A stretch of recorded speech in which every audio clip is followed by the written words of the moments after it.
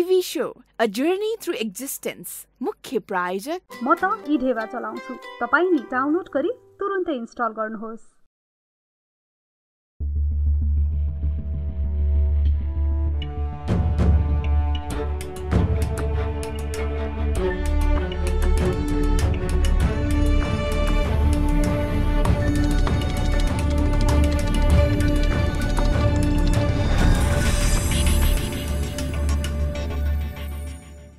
नमस्कार, TV show a journey through एक्जिस्टेन्सको 25औं श्रृङ्खलामा यहाँहरूलाई हार्दिक स्वागत गर्न चाहन्छु। हेर्नुहोस् न, हाम्रो यस कार्यक्रम सुरुवात गरेको पनि 6 महिना पुग्न लागेछ। हामी आज 25औं अङ्कमा छौँ। तसर्थ आज सुरुमा आफ्नै मनका केही कुरा भन्ने अनुमति चाहन्छु। 8 वर्षभन्दा बढीको सार्वजनिक मञ्चमा बोल्ने बानी त थियो नै।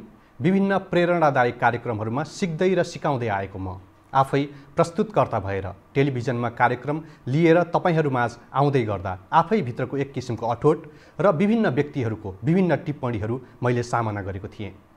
कार्यक्रम सुरु गर्दाका बखत देशमा लकडाउन थियो। लकडाउनकै बेलामा अब यस सङ्कटपछिको बाटो कस्तो होला भन्ने कौतूहलताका साथ यो कार्यक्रम निर्माणमा म जुटेको थिएँ। त्यो बेला मलाई यो टेलिभिजनले विश्वास गर्यो र मैले यस कार्यक्रमको प्रसारण आजसम्म यो टेलिभिजन मार्फत गरिरहेको छु। टेलिभिजनका अध्यक्ष, यो कार्यक्रमको प्रसारण टिम र यो टेलिभिजनबाट प्राप्त स्नेह, सहयोग, स्वतन्त्रता, सद्भाव र सम्मानका लागि सधैँ आभारी रहनेछु। र आभारी छु मेरो यस यात्रामा कार्यक्रम सुरु गर्नु पूर्व नै हातमा हात मिलाएर सहकार्य गर्न मसँग जोडिन पुग्नु भएको कार्यक्रमको मुख्य प्रायोजक इढेवा सुपर एप तथा आइपीका निर्देशकप्रति। र त्योभन्दा पनि ज्यादा धेरै आभारी छु तपाईहरू सम्पूर्ण दर्शकप्रति, जसले यो यात्रालाई आजसम्म सम्भव तुल्याइदिनु भएको छ। विभिन्न व्यक्तिका विभिन्न उपलब्धि, समाजलाई हेर्ने दृष्टिकोण, विभिन्न सङ्घर्ष र आफ्ना सुख दुःख, अनुभव र सफलता बाँड्न यस मञ्चमा आउनुहुने सम्पूर्ण आदरणीय अतिथिहरूलाई पनि विशेष धन्यवाद दिन चाहन्छु। यी कार्यक्रमहरू समाजका दर्पण बनुन् र समाजलाई प्रेरणा, हौसला, चेतना, मनोरञ्जन मिलोस्, बस यति नै हो हाम्रो चाहना। हामी आज 25औं अङ्कको अवसरमा विगतका 24वटा श्रृङ्खलालाई एकपटक फर्केर हेर्न चाहन्छौँ। पहिलो अङ्कमा सुप्रसिद्ध गायिका आनी छोइङ डोल्माबाट सुरु भएको यात्रा 24औं अङ्कसम्म आइपुग्दा हामीले सुप्रसिद्ध समाजसेवी अनुराधा कोइरालासँग संवाद गरेका थियौँ।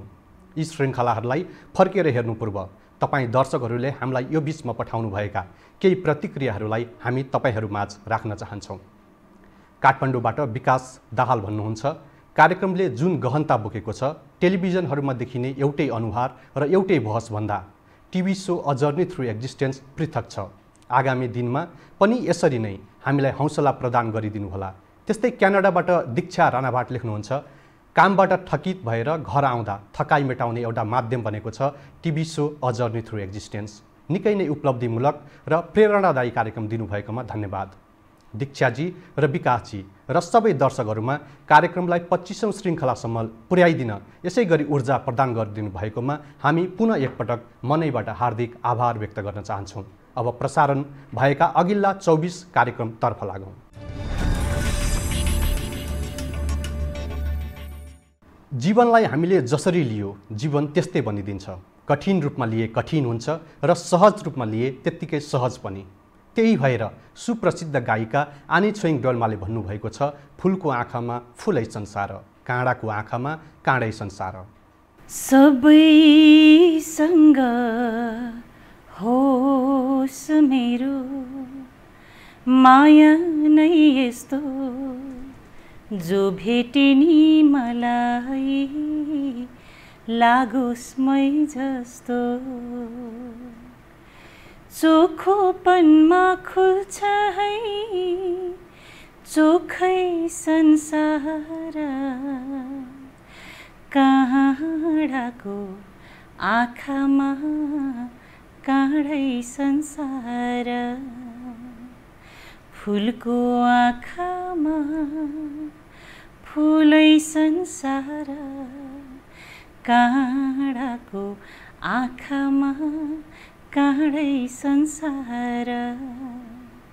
झुकिन्छ है छाया वस्तु अनुसार, काँडाको आँखामा काँडै संसार चित्त शुद्ध होस् मेरो बोली बुद्ध होस् मेरो पैतालाले किरै नमरोस् राम्रो आँखामा खुल्छ राम्रै संसार काँडाको आँखामा काँडै संसार फुलको आँखामा फुलै संसार काँडाको आँखामा काँडै संसार। धेरै धेरै धन्यवाद।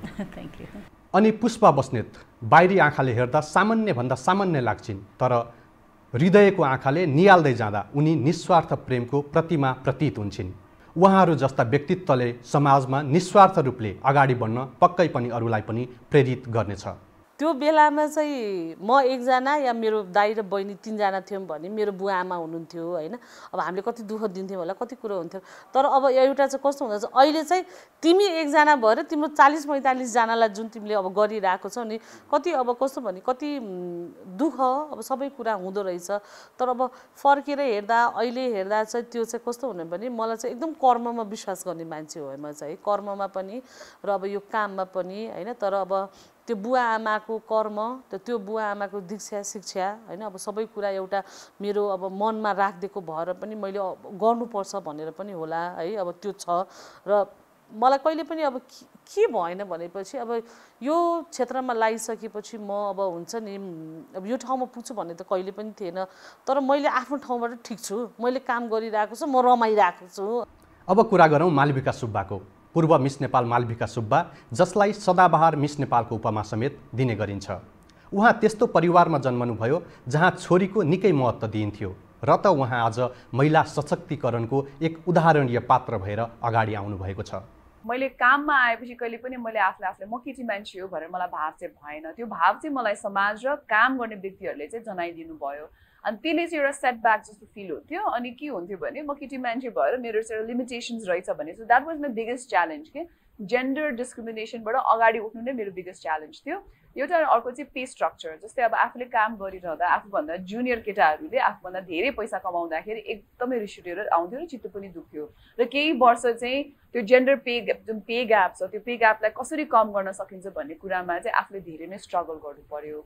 बेसिकली त्यही नै हो। अब अहिले पनि हामी प्रोफेसनलिजममा अझै पनि चुकिरहेका छौँ। मिडियामा म फ्रेङ्कली नै खुला रूपले नै भन्न चाहन्छु, मैले 18 वर्ष भइसक्यो काम गरेको। त्यही पनि अहिले कहिलेकाहीँ काम गर्दाखेरि 18 वर्ष अगाडिको जुन एउटा स्ट्रक्चर थियो त्यही फ्रेम स्ट्रक्चरमा काम गरेको जस्तो आभास हुन्छ। त्यो देख्दाखेरि चाहिँ अलिकति कस्तो नरमाइलो लागेर आउँछ। र त्यस्तै नवराज सिलवाल, जो आफैले जीवनमा सोच्दै नसोचेको बाटो अहिले हिँडिराख्नु भएको छ।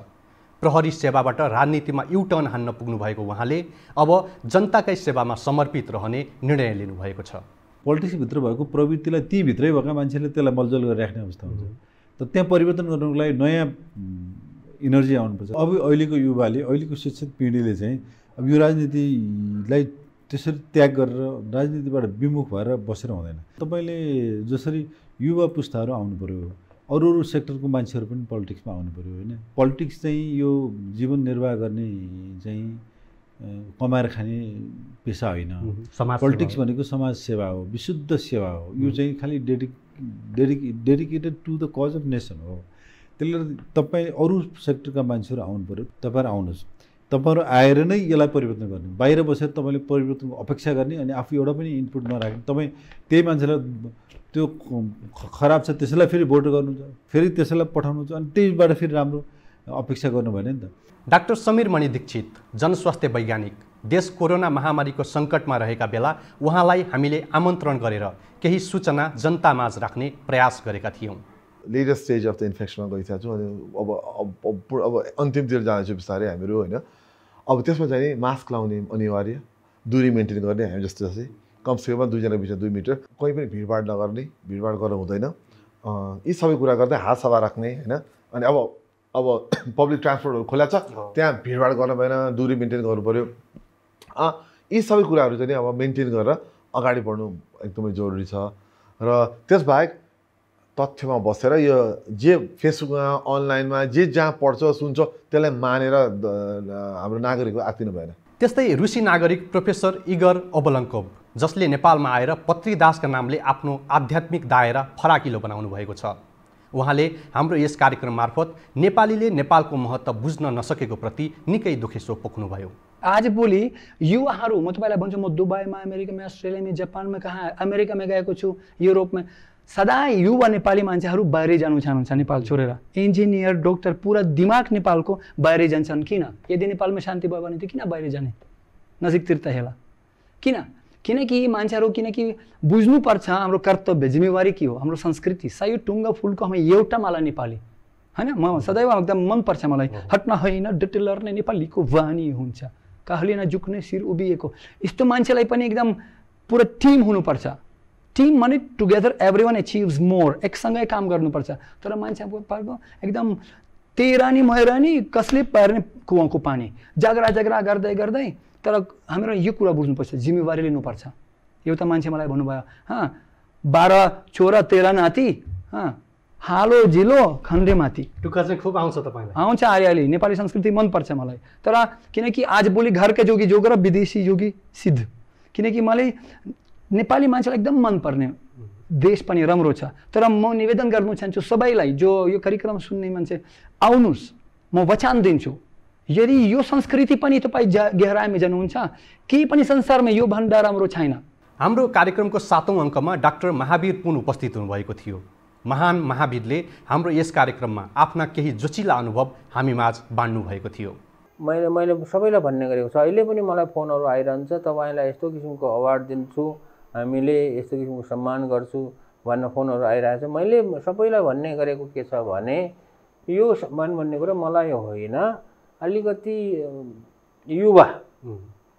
युवाहरू जो अलिकति सानो उमेरको छ त्यो ठुलो बुढालाई चाहिँ कहिले पनि अवार्ड नदिनुहोस् भनिरहेको छु मैले। प्रोत्साहन हुन्छ उनीहरूलाई, युवाहरूलाई दिनुहोस्। किनभने युवाहरूलाई त्यसरी सम्मान अथवा अवार्ड दियो भने उनीहरूको हौसला बढ्छ।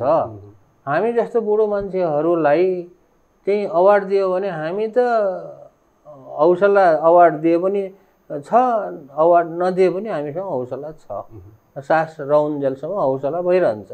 प्रेरक वक्ता रमन भट्टराई जसले हामी कसरी खुसी र विजयी हुन सक्छौँ भन्ने केही सूत्रहरू हाम्रो यस कार्यक्रममा राख्नु भएको थियो। आफ्नो जीवनको अनुभवबाट अरूलाई बताउँदाखेरि, जस्तो म सामान्य भनौँ न अर्को सिधा भाषामा भन्दा अरूको घरमा भाँडा माझेर स्कुल र कलेज जानु पर्थ्यो। अरूले लगाइसकेको कपडा दिएर उनीहरूले लगाइसकेको च्यातिएको कपडा अनि मैले सिलाएर लगाउनु पर्थ्यो। अनि त्यो बेलामा मलाई के फिल भयो भने ओह, मैले आफूलाई चाहिने कमाइ चाहिँ मैले आफू गर्नुपर्छ। त्यो ठाउँबाट आएपछि होइन, अरू काम सेवा गर्दै गएपछि त्यसको रिटर्न हुने रहेछ। अर्को भाषामा चाहिँ तपाईँले व्यक्तिलाई अनकन्डिसनल रूपमा जे कुरा सेवा गर्नुहुन्छ, 3 प्रकारबाट, विचारबाट, बोलीबाट र हजुरले व्यवहारबाट जे सेवा गर्नुहुन्छ, सरकारी कर्मचारीको रूपमा, राष्ट्र सेवकको रूपमा, या टेलिभिजन प्रेजेन्टरको रूपमा, या मोटिभेटरको रूपमा, अनकन्डिसनल जुन लभ छ, गिभिङ छ, कम्प्यासन अफ प्यासन छ, त्यसले चाहिँ तपाईँलाई भरपुर गर्छ। त्यस्तै सडकका नायकका रूपमा परिचित सीताराम हाच्छेतु जो आफ्नो परिवारभन्दा पनि ठुलो आफ्नो काम हो भन्ने सोच्नुहुन्छ। उहाँले यस कार्यक्रममा आफ्नो ट्राफिक प्रहरी जीवनका दिनहरूलाई सम्झनुभयो। असल मान्छे भने प्रहरीमा आएपछि थाहा पाए यो के गर्नुपर्छ लाग्छ मलाई। प्रहरीमा आए म जन्मिएको नै प्रहरीको लागि फिल भयो तपाईँ? मैले प्रहरी पनि थाहा पाएँ, त्यहाँ अनुशासन सिकेँ मैले, त्यहाँ आफ्नो आदर ठुलो मान्छेले कसरी व्यवहार गर्नुपर्छ सिकेँ मैले, कसरी बोल्ने कुरा सिकेँ, कसरी हिँड्नुपर्छ सिकेँ, कसरी ल्यान्डमा खानुपर्छ सिकेँ। प्रहरीमा आएर सिकेको मैले, पहिला त्यो थाहा छैन मलाई। अनि त्यस कारण अनि त्यो प्रहरीमा आएपछि ल अब राम्रो काम कसरी गर्न सकिन्छ त भनेर लगेपछि यो लामो समय कसो भयो भने आफ्नै श्रीमती बताउँदा भनेपछि आफ्नै छोराछोरी, मेरो छोरासँग कसरी हुर्क्यो, छोरी कसरी हुर्क्यो थाहा छैन मलाई। कार्यक्रमको 10औं श्रृङ्खलामा उपस्थित हुनुहुन्थ्यो सम्पूर्ण नेपालीले एक निडर प्रहरीका रूपमा हेरेका पूर्व डिआइजी रमेश खरेल। उहाँले प्रत्येक क्षेत्रमा व्याप्त भ्रष्टाचारका बारेमा खरो रूपमा आफ्नो आवाज राख्नु भएको थियो। मैले सत्य बोलेको थिएँ, त्यसमा मलाई रिग्रेट छैन, म एकदम सन्तुष्ट छु। तर त्यति बोलेको उसमा तत्कालीन नेपाल प्रहरीको लिडर अलिकति के उहाँको अलिकति कमजोर लिडरसिपको कारणले र पछि गृहमन्त्रीमा पनि वामदेवजी गृहमन्त्री हुन भएको कारणले के हो मलाई त्यहाँबाट सरुवा गरेर पठाइयो, भरतपुर तालिम केन्द्रमा पठाइयो। तर मैले जे बोलेको थिएँ ठिक थियो, मैले बोलेकोमा कसैले ग्रहण गरेनन्, त्यही अनुसार प्रमोसन दिए, राम्रा मान्छेलाई प्रमोसन दिएनन्। तर तपाईँले यति भनिरहँदा नि तपाईँलाई आफ्नै सङ्गठनभित्र तपाईँलाई अनुशासनहीन प्रहरी अफिसरको रूपमा चित्रण गर्न खोजियो, तर यही अभिव्यक्तिका कारण नेपाली जनताको साथ त अझ बढ्यो नि तपाईँलाई, होइन? बिल्कुल। मलाई के थियो भने म व्यक्तिभन्दा पनि सङ्गठन बलियो हुनुपर्छ भन्ने मेरो मान्यता हो है। सङ्गठन बलियो भने के हुन्छ, सबै नेपाल, मैले बारम्बार भनेको छु, नेपाल प्रहरीलाई स्ट्रङ बनाउने हो भने देशको अहिलेको 70% प्रब्लम सल्भ हुन्छ। अब त्यो प्रब्लम त्यो त्यस्तो सङ्गठनमा पनि पोलिटिसाइजेसन गर्ने, त्यस्तो सङ्गठनमा नि भ्रष्टाचारीलाई चाहिँ इन्करेज गर्ने, त्यस्तो सङ्गठनमा पनि राम्रो काम गर्ने मान्छेहरूलाई चाहिँ साइडलाइन गर्ने, त्यो जुन भयो, त्यो भएपछि के हो, त्यो सबै हामी पनि प्रताडित भयौँ, सङ्गठन प्रताडित भयो, आम 70-75 हजार पुलिस फोर्स प्रताडित भयो, 3 करोड नेपाली प्रताडित भयो। कुनै समय आफ्नो अराजक क्रियाकलापका कारण चर्चामा आइरहने व्यक्ति, सम्पूर्ण भोगी जीवन छोडेर योगी बन्नुभएका र आध्यात्मिक जीवन बिताइरहनुभएका योगी बेग्र वेदनाथ पनि हाम्रो विगतको श्रृङ्खलामा उपस्थित हुनुभएको थियो। हाम्रो मौलिकता कतातिर गयो, मूलस्थली हो कता, भाषा भूषण भेष संस्कृति कला आदर्श शैली कता, कसमा छन् थरका थला तल हुँदा थारू कसोरी भयो, जेठो वेद हिमाल हो सकलको कैलाश साक्षी छ। यो योगी नरहरिनाथजीको सायद यसभित्रै धेरै कुराहरू पनि छन्, जस्तै धेरै गुरुहरूको अरू बाणीहरू छ। आयो यो कलीको कराल भुमरी, छोपेर चारैतिर, आँखा बन्द भए कलाकृति गए, मनमा छ साह्रै पीर, फालौँ जाल पराईका हित चिनौँ, मैत्री जगतमा गरी, आफ्नै संस्कृतिमा डटौँ मिली उठौँ, आयो परीक्षा गरी। जीवनमा असम्भव भन्ने के नै छ र? मान्छेले कहिले पनि केही गुमाउँदैन। यदि गुमाए भन्ने सोच छ भने त्यो उसको भ्रम मात्र हो। मान्छेले त प्रत्येक क्षणमा प्राप्त मात्र गर्छ, नत्र सृष्टिकेशीले आफ्नो दुवै आँखा गुमाउँदा पनि यति धेरै सफलता कसरी प्राप्त गरिन् त? 16 वर्षको उमेरमा आँखाको ज्योति गुमाउनुले मलाई जिन्दगीलाई जति नजिकबाट देखायो नि त्यति नजिकबाट सायद देखाउँदैन थियो होला, होइन? 16 वर्षकोमा हामी अलिकति इम्याच्योर थट हुन्छ मान्छेको, होइन? तर त्योमा चाहिँ मलाई छिट्टै परिपक्वता दिलायो के दृष्टिबिनताले, किनभने समाजले हेर्ने दृष्टिकोण कति फरक रहेछ। जिन्दगीमा चुनौतीले चाहिँ मान्छेलाई एकदम स्ट्रङ गराउँछ कि, जसरी फिजिकल एक्सर्साइजले चाहिँ हाम्रो बडीलाई फिट गराउँछ भने इमोसनल उतार चढावले चाहिँ हामीलाई इमोसनल स्ट्रङ बनाउँदो रहेछ कि। म त्यति छिटो इमोसनली स्ट्रङ हुन्थिनँ, होइन? तर मेरो सिचुएसनले चाहिँ मलाई स्ट्रङ हुन बाध्य गरायो, जुन बाध्यता मेरो जिन्दगीको लागि चाहिँ राम्रो साबित भयो, किनभने मैले केही गर्नुपर्छ, अब जिन्दगीलाई पोजिटिभली लैजानुपर्छ, जिन्दगीमा त केही गर्नु पर्दो रहेछ भन्ने कुरा त हार्ड वेमै भए पनि लेसन पाएँ नि त, होइन? मानिसले गुमाएको कुरामा चिन्ता लिने होइन नि त, होइन? जे छ त्योबाट अझ प्राप्त गर्नको लागि अगाडि बढ्नुपर्छ मान्छे। र फेरि मान्छेले नर्मली केही कुरा गुमाउँदैन जस्तो लाग्छ, होइन? किनभने गुमाए जस्तो लाग्छ, तर त्यसबाट उसलाई त्यो क्रममा उसले धेरै कुरा पाइरहेको हुन्छ कि। सो त्यो चाहिँ हेर्नुपर्छ होला जस्तो लाग्छ। हामीले कार्यक्रमको 13औं श्रृङ्खला कोरोना महामारीमा हामीलाई अग्रपङ्क्तिमा बसेर सेवा गर्ने व्यक्तित्वहरूप्रति समर्पित गरेका थियौँ।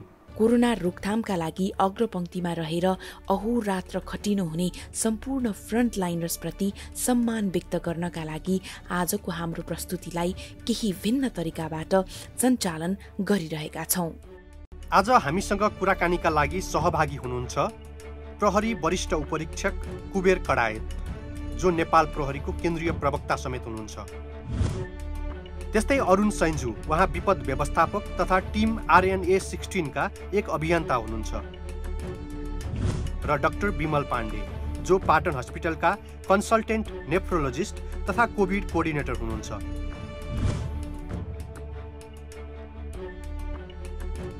त्यसपछि हामीले आमन्त्रण गरेका थियौँ नयाँ राजनीतिक दलको रूपमा आफूलाई चिनाउँदै आएको विवेकशील नेपाली दलका अध्यक्ष मिलन पाण्डेलाई। तपाईहरू एउटा राजनीतिमा लागेको व्यक्तिले त आफूलाई पनि आलोचना गर्न सक्नुपर्छ, आफूलाई पनि समीक्षा गर्न सक्नुपर्छ नि। तपाईँले आज चाहिँ एउटा कुरा चाहिँ के बताइदिनुहोस् भने, यो बिचमा तपाईँ राम्रा कामहरू अहिले पछि कुरा गरौँला, यो बिचमा हामीले यो गल्ती गऱ्यौँ भनेर केही बताइदिन सक्नुहुन्छ? मजाले किन नसक्नु। त्यसमा 2-3 कुरा यो त चाहिँ यो एचिभमेन्टका कुराहरू यो 6-7 वर्षमा हाम्रो फेज 1 सक्यो भन्ने लाग्छ मलाई। अब हामी अहिलेसम्म जे गरिरहेको छौँ त्यति मात्र गरेर हाम्रो राजनीति टिक्दैन, यो एकदमै क्रिटिकल भन्नुहोस् अथवा हाम्रो एक्सेप्टेन्स भन्नु हो। अब हामीले नेक्स्ट लेभलमा लानुपर्छ। नेक्स्ट लेभल भनेको चाहिँ अभियानको लेभलभन्दा माथि अब नीतिगत पहल गर्ने र त्यसपछि आएर पार्टीको सङ्गठनलाई विस्तार गर्ने। अब यो त माइती गरेर देखाएर हामीले यो त प्ले कार्ड बोकेर अब हामीले तपाईँको भनौँ न आम नागरिकको चाहिँ विश्वास जित्न सक्दैनौँ। हामी पनि क्लियर छौँ। अब हामीले गर्ने भने चाहिँ सङ्गठनले हस्तक्षेप गर्ने हो, गाउँ गाउँमा हस्तक्षेप गर्ने हो, ठाउँ ठाउँमा हस्तक्षेप गर्ने हो र हामीले जुन शिक्षा तयारी भइरहेछ। किनभने तपाईँहरूलाई अर्को पनि आरोप के छ भन्दाखेरि मैले आज आरोपको मात्रै किन गरेको छु भन्दाखेरि एउटा आलोचना भनेको एउटा राजनीतिमा लागेको व्यक्तिलाई अझ आलोचनाले दरिलो बनाउँछ। त्यसकारण मैले यो प्रश्न तपाईँलाई गरेको। तपाईँहरूलाई सुरुका दिनदेखि नै आजसम्म पनि त आरोप तपाईँहरूलाई लाग्छ सामाजिक सञ्जालमा मात्रै भएका व्यक्तिहरू उनीहरूलाई मात्रै साथमा लिएर अथवा विदेशमा बसेका नेपालीहरू तपाईँहरूले उठाएका मुद्दाहरू तपाईँहरू विकल्पसहित आउँदाखेरि उहाँहरू आकर्षित हुनुहुन्छ। तर तपाईँहरू गाउँ गाउँमा अथवा जो दुःखमा छन् अहिले कोरोना कहरकै बेलामा भनौँ तपाईँहरू कतिवटा क्वारेन्टाइन भिजिट गर्नुभयो, कतिवटा आइसोलेसन भिजिट गर्नुभयो, त्यसपछि तपाईँहरू काठमाडौँ मात्रै बसेर बोल्नुहुन्छ, तपाईँहरू फिल्डमा पुग्नुहुन्न भन्ने आरोप त छ नि।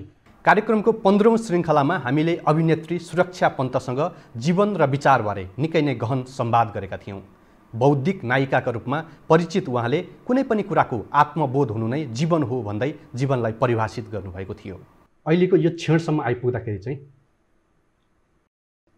जीवन चाहिँ के रहेछ भन्ने बुझ्नुभयो तपाईँले? मलाई यसको एन्सरै थाहा छैन दिवसी जीवन के रहेछ भन्ने कुरा चेन्ज हुँदो रहेछ जीवन परिवर्तनशील छ एकदम परिवर्तनशील छ तपाईँको डेफिनेसन यही हो भन्ने नै हुँदैन तपाईँले 5 वर्ष अगाडि जे सोच्नुहुन्थ्यो अहिले त्यो अहिले अर्कै डेफिनेसन छ एकदम प्रोग्रेसिभ हुँदो रहेछ अब अहिले यो पोइन्टमा चाहिँ मेरो लागि जीवन भनेको बोध जस्तो क्या रियलाइजेसन कुनै पनि चिजको रियलाइजेसन हुनु आत्मबोध हुनु त्यो चाहिँ जीवन हो कि जस्तो लाग्न थालेछ अब भोलि यो बिस्तारै आफ्नो एक्सपिरियन्स अब आफ्नो सोचहरू चेन्ज हुँदै जाँदा यो पनि चेन्ज हुन्छ कि जस्तो लाग्छ एक्ज्याक्टली यही हो भन्ने चाहिँ छैन त्यसपछिका दुईवटा श्रृङ्खलामा गायिका स्मिता दाहाल र आश्रा कुँवरले हाम्रो यो सेटलाई सङ्गीतमय बनाउनु भएको थियो मायालु तिमी कता छौ मायालु तिमी कता छौ मायालु तिमी कता छौ मायालु तिमी कता छौ दररर दररर दरक्यो पानी दरर दररर दररर दरक्यो पानी दरर भिजे म तनी थ्रुकै मुटु काम्यो थरर उत लाग्ने ठाउँ छैन लौ न कता जाउँ उत लाग्ने ठाउँ छैन लौ न कता जाउँ मायालु तिमी कता छौ मायालु तिमी कता छौ थ्याङ्क यू बोधि वृक्षको खोजीमा छु यहाँ म कहाँ हराउँदै बिलाउँछु बोधि वृक्षको खोजीमा छु यहाँ म कहाँ हराउँदै बिलाउँछु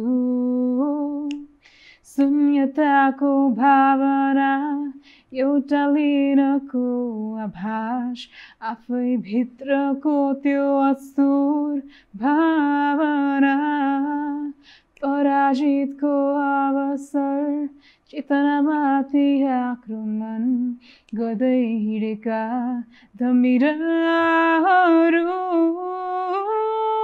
बोधि वृक्षको खोजीमा छु यहाँ म कहाँ हराउँदै बिलाउँछु त्यसपछि हामीले कार्यक्रममा नेपालमा रहेका केही विदेशी खेलाडी आफ्नो घर फर्कन पाएका छैनन् भन्ने समाचार पढेपछि उनीहरूलाई केही राहत मिलोस् भनेर प्रतिनिधि पात्रको समस्या कार्यक्रम मार्फत राखेका थियौँ हाम्रो यस कार्यक्रममा समस्या प्रसारण भएपछि उहाँहरूलाई केही व्यक्ति र सङ्घ संस्थाहरूले सहयोग समेत गरेका थिए गाह्रो छ अहिले कति 8 महिना भयो इन्कम छैन 8 महिना रुम भाडा दिनुपर्छ कसरी बसिराख्नु भएको छ अहिले यो बिचमा कसरी बस्नुभयो अहिले कति घरबाट मम्मीले पैसा पठाउने अनि साथी नेपालीको खेलाडी अर्को साथीसँगको हेल्प गर्छ अनि अर्को फ्रान्स फुटबल फ्रान्सले हेल्प गर्छ अनि साथी अनि पहिला भुटानबाट खेल्यो भने भुटानबाट क्लबले सपोर्ट अलिकति सपोर्ट गर्छ खानेको लागि सामाजिक मुद्दालाई समेत हाम्रो यस कार्यक्रममा समावेश गराउनुपर्छ भन्ने सोचेर हामीले एसिड आक्रमणका पीडित रामराजा थापा र आक्रमण विरुद्धका अभियन्ता उज्जवल थापासँग एसिड आक्रमण विरुद्धको नयाँ कानुन बनेपछि उहाँहरूले गरिराख्नु भएको अनुभूतिलाई समेटेर संवाद गरेका थियौँ। मलाई सबैभन्दा खुसी लागेको पाटो दुईटा छ। एउटा अपराध गर्ने अपराधीको सजाय जुन बढाइएको छ त्यो चोट र त्यो पीडालाई सुहाउँदो आयो हैन। किनभने पहिला घाउ चोट हेरेर 3 देखि 8 भन्ने थियो। मैले प्रधानमन्त्रीज्यूकै अगाडि भने 3 देखि 8 घाउ चोटको लागि ठिक छ। अब यस्ता पीडितहरूको मनको चोट, सामाजिक चोट, इमोसनल चोट त्यसको थपौँ भनेर त्यो थपिएर आयो हैन। र सबैभन्दा खुसीको कुरा के छ भने उहाँहरूले अहिले जस्तो रामराजाजी महान्यायाधिवक्ता कार्यालयमा काम गर्नुहुन्छ, रोजगार पाउनु भएको छ। उहाँलाई उपचार परेको खण्डमा अस्पताल गए सम्पूर्ण जिम्मा नेपाल सरकारले बोकेको छ। त्यसले गर्दा यो मलाई त खुसी हुनु स्वाभाविक हो। सबैभन्दा खुसी उहाँहरू हुनुहुन्छ कि अब अस्पताल जाँदा उपचार पाउने भइयो। रोज नभए यो अनुहार लिएर प्राइभेट सेक्टरमा जागिर पाउन धेरै गाह्रो थियो, अहिले उहाँहरूलाई रोजगार छ। कानुन आएदेखि त धेरै खुसी छु होइन। अब म भन्दा पनि अब अलि अगाडि नै संहिताहरूको पालनमा यस्तो कानुन बनिदिएको भए आज मैले यस्तो भोग्नु पर्थेन कि जस्तो लाग्थ्यो। तर पनि अहिले कानुन बनिदिनु भएको छ, त्यति मलाई धेरै खुसी छ, धेरै आभार छ। 20औं श्रृङ्खलामा उपस्थित हुनुहुन्थ्यो पूर्व नेपाली सेना प्रमुख रूपमाङ्गड कटुवाल। उहाँले हाम्रो यस कार्यक्रम मार्फत नेपाली युवाहरूलाई सत्यप्रति प्रतिबद्ध हुन अपिल गर्नुभएको थियो। नेपाली युवा युवतीहरूलाई मेरो शुभकामना छ। नेपाल र नेपालीको लागि केही गर्नुहोस्, तपाईँहरू केही गर्नुहोस्, जाग्नुहोस्, उफ्रिनुहोस् हैन। भनेको कुरा तपाईँले सत्यप्रति प्रतिबद्ध हुनुहुँदछ। Stand by the truth. Nepali राजनीतिमा निकै आशाका साथ हेरिएका युवा नेपाली राजनीतिज्ञ गगन कुमार थापाले हाम्रो यस कार्यक्रममा उपस्थित भएर अहिले नेतृत्व गरिरहेको पुस्ताले राजनीतिबाट बिदा नलिएसम्म निराशा रहिरहने आफ्नो विचार व्यक्त गर्नुभएको थियो। मैले भनेको भए के हुन्थ्यो हेर्नुहोस् है त, अहिले केपी शर्मा ओली, माधव नेपाल, झलनाथ खनाल, शेरबहादुर देउवा, रामचन्द्र पौडेल, कृष्ण सिटौला जति मैले नाम लिएको नेताहरू मेरो उहाँहरूप्रति ठुलो नमन गर्दै उहाँहरू कोही पनि अहिले उहाँ घरमा बा हुनुहुन्थ्यो होला, हजुरबा हुनुहुन्थ्यो होला होइन। तर नेपालको नेता चाहिँ अहिले कुनै राजनीतिक दलको सभापति, प्रधानमन्त्री, पुष्पकमल दाहाल, बाबुराम भट्टराई उहाँ कोही पनि रहनुहुन्न थियो। त्यसले के हुन्थ्यो कल्पना गर्नुहोस् त ल, यो 20 जना मान्छेलाई नेपालको राजनीतिमा माइनस गर्थ्यो त एकछिन। बिग्रन त के बिग्रन नि त, अर्को आउँछ, उसले के डरले आउँछ। मैले राम्रो गरेँ, म इलेक्टेड भएँ, रिइलेक्टेड भयो भने म बाँच्छु, न यो बाँच्दिनँ भनेर आउँछ। त्यसपछि कार्यक्रममा उपस्थित हुनुभयो साहित्यकार कुमार नगरकोटी। नगरकोटीले हाम्रो समाजबारे र मानिसको प्रवृत्तिबारे निकै गहन टिप्पणी गर्नुभएको थियो। दुःखको पनि चिजहरू हुन्छन्, मलाई सधैँ लाग्ने 3वटा सीहरू छ, जस्तो कि कम्प्यारिजन होइन, कम्पिटिसन, कम्प्रोमाइज हुन्छ। First of all there is comparison. When you start comparing yourself with other, definitely तपाईँलाई कस्तो फिल हुन्छ भने तपाईँ अरूसँग कम्पेयर गर्नासाथ तपाईँ के दुःखको स्रोत त्यहीँनिर हुन्छ कि। अनि तपाईँ केही न केही कमी तपाईँले महसुस गर्नुहुन्छ व्यक्तित्वमा। तपाईँको अर्को जोसँग कम्पेयर गर्नुहुन्छ उसँग राम्रो घर हुनसक्छ, उसँग गाडी हुनसक्छ, तपाईँसँग नहुनसक्छ। त्यो अनि तपाईँको त्यो ह्युमिलिएसनको फिलिङहरू आउनसक्छ।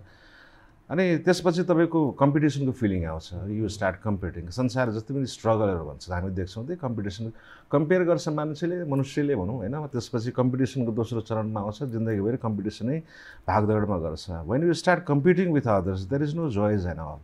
प्रतिनिधि सभामा निकै गहकिला तर्क गर्ने र भारतीय मिडियामाझ राष्ट्रियता र नेपालको बारेमा आफ्नो अडान लिएर बोलेका कारण युवा पुस्ताको नजरमा समेत पर्न सफल डाक्टर मिनेन्द्र रिजालले अहिलेको अवस्थाको बारेमा आफ्नो विचार हाम्रो यस कार्यक्रम मार्फत राख्नुभएको थियो।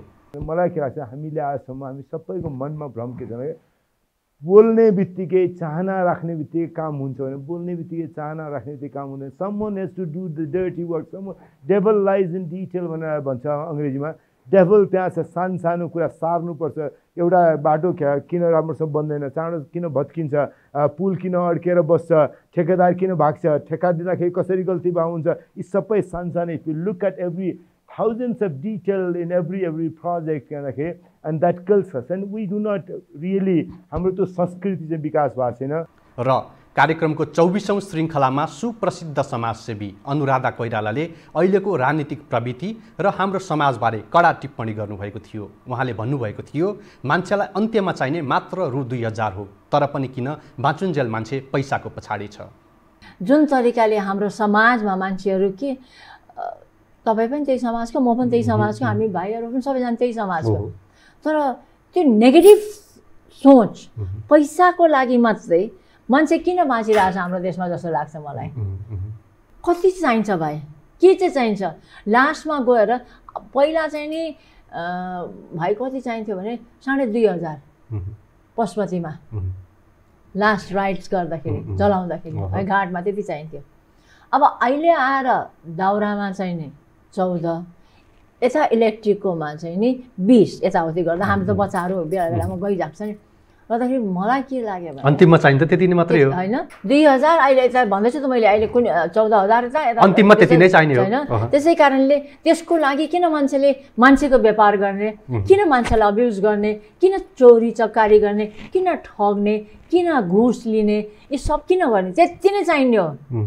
तपाईँले त्यो घर लिएर पनि जानुहुन्न, तपाईँले त्यत्रो कमाएको सम्पत्ति पनि लिएर जानुहुन्न, त्यति एउटा सेतो लुगा लगाइदिन्छ अनि त्यसपछि लगाएर पिताम्बरी लगाइदिन्छ, अलिकति हुने खानेको थुप्रै मालासाला आउला, खादासादा आउला, नभए त त्यो पनि छैन। लास्टमा चाहिन्छ त्यति मात्रै हो। तर पनि मान्छेले मान्छेको व्यापार किन गर्ने, मान्छेले मान्छेलाई किन ठग्ने, मान्छेले मान्छेसँग घुस किन खाने, यो सब चाहिँ रोक्नुपर्छ। हाम्रो यो कार्यक्रमको एकमात्र उद्देश्य नै विभिन्न व्यक्तित्वहरूको जीवन, विचार र सफलता मार्फत तपाईहरूलाई हौसला प्रदान गर्नु हो। आगामी दिनहरूमा पनि सदा यसरी नै तपाईहरूलाई हौसला, प्रेरणा र मनोरञ्जन प्रदान गर्न सकौँ। पुनः एकपटक प्रत्यक्ष अप्रत्यक्ष रूपमा हामीलाई माया, स्नेह, सद्भाव तथा शुभेच्छा व्यक्त गर्नुहुने सम्पूर्णप्रति म मनैदेखि धन्यवाद व्यक्त गर्न चाहन्छु। कार्यक्रमका विगतका श्रृङ्खला युट्युब मार्फत हेर्दै गर्नुहोला। सुझाव र सल्लाह पनि अवश्य दिनुहोला। 26औं श्रृङ्खलामा केही थोरै नयाँपनका साथ पुनः उपस्थित हुनेछु। आजलाई बिदा दिनुहोस्। नमस्कार।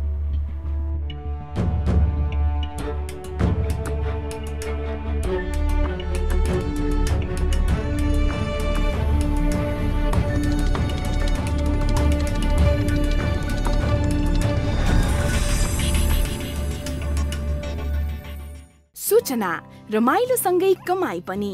हाम्रो मुख्य प्रायोजक ढेवा सुपर एप आफ्नो मोबाइलमा इन्स्टल गर्नुहोस् र दैनिक रूपमा उक्त एपमा यस कार्यक्रमका बारेमा सोधिने प्रश्नको सही जवाफ मिलाई प्रत्येक सही जवाफ मिलाए बापत रु 10 आफ्नो खातामा जम्मा गराउनुहोस्।